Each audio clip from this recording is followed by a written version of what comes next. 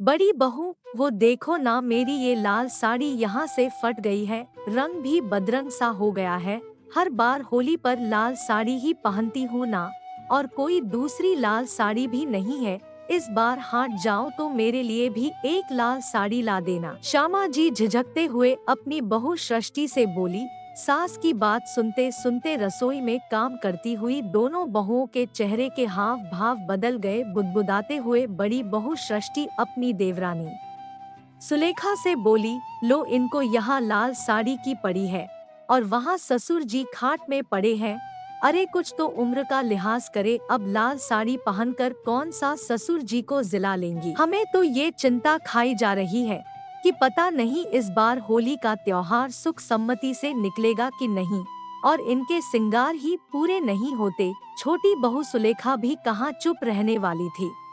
अपनी आदत अनुसार हमेशा की तरह खर्चे की बात सुनते ही मुंह से निकल पड़ा, अरे जीजी, यहाँ घर के खर्चे पूरे नहीं होते और वहाँ एक नए खर्चे की फरमाइश हो रही है। शायद उनके बुदबुदाने की वजह श्यामा जी समझ रही थी। उन्होंने अपनी साड़ी के पल्लू में लगी गांठ खोलते हुए बोली, बहू, ये कुछ पैसे हैं मेरे पास, इस बार की बुढ़ापा पेंशन के आए थे मेरे और तेरे ससुर जी के, कुछ बच रखे हैं। तीखी नजरों से बहुएं उनकी तरफ देखने लगी।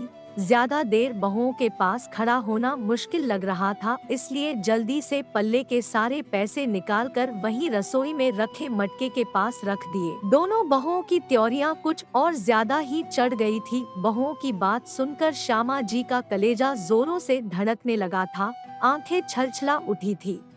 बहुओं का रोज रोज ऐसा बोलना उन्हें बहुत अखरता था। उन्हें पता था कि उनके पति बीमार है, पिछले 3 महीनों से खाट पर ही है, लेकिन वो है तो अभी सुहागन ही ना। जब तक सांस है तब तक आस है पति की। ऐसी अवस्था देखते देखते श्यामा जी भी केवल एक ढांचा बनकर रह गई थी। हर रोज भगवान से यही दुआ करती थी कि मेरी उम्र भी इनको लग जाए। उम्र भले ही 70 हो चुकी थी, लेकिन इसका मतलब यह तो नहीं कि एक दूसरे के प्रति प्रेम और लगाव कम हो गया था। इतने वर्ष साथ गुजारने के बाद ये लगाव तो और भी मजबूत हो गया था, लेकिन शायद उनकी इन भावनाओं को समझने वाला इस घर में कोई नहीं था, क्योंकि बच्चों को हमेशा यही लगता है कि उम्र हो गई है तो एक ना एक दिन तो जाना ही है। मृत्यु तो शाश्वत सत्य है, ये सभी को पता है, लेकिन स्वीकारना सभी के लिए मुश्किल।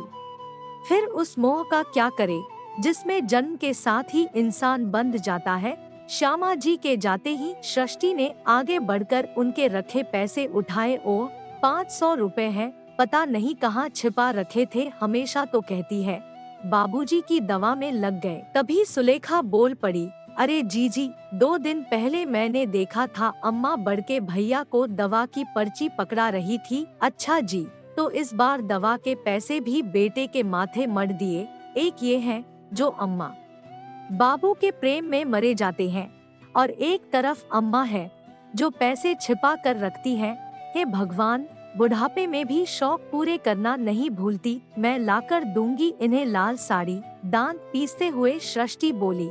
उधर होली को 2 दिन बचे थे, सारा सामान आ चुका था। श्यामा जी भी आस में थी कि बहू साड़ी लाएगी, लेकिन उनकी साड़ी नहीं आई। दोबारा बोलने या कुछ पूछने की हिम्मत नहीं थी श्यामा जी की। अपनी वही पुरानी साड़ी निकालकर सुई धागा लेकर बैठ गई। लेकिन इस उम्र में आंखें भी साथ नहीं दे रही थी। बाबूजी भी अपनी पत्नी की बेबसी पर चुप थे। हाँ, आंखों से 2 बूंद धुलक कर तकिए पर जरूर गिर गई थी। आंगन में खेलती हुई अपनी पोती को आवाज देकर अपने पास बुलाया और सुई दिखाते हुए बोली, बिटिया जरा इसमें धागा डाल दे। पोती धागा डालकर वापस खेलने भाग गई। श्यामा जी ने कांपते हाथों से साड़ी सिली और होली के दिन सुबह नहाकर वही साड़ी पहन ली और अपने पति के सिराहने बैठ गई। पूजा का वक्त हो चला था, लेकिन अम्मा अभी तक बैठी थी। बेटा आया, अम्मा चल, पूजा हो रही है। अम्मा, ओ अम्मा, लेकिन अम्मा नहीं बोली। अम्मा सुहागन ही विदा हो गई। बाबूजी की आंखें भी खुली की खुली ही पथरा गई। अब ना किसी को दवा की जरूरत थी और ना साड़ी की।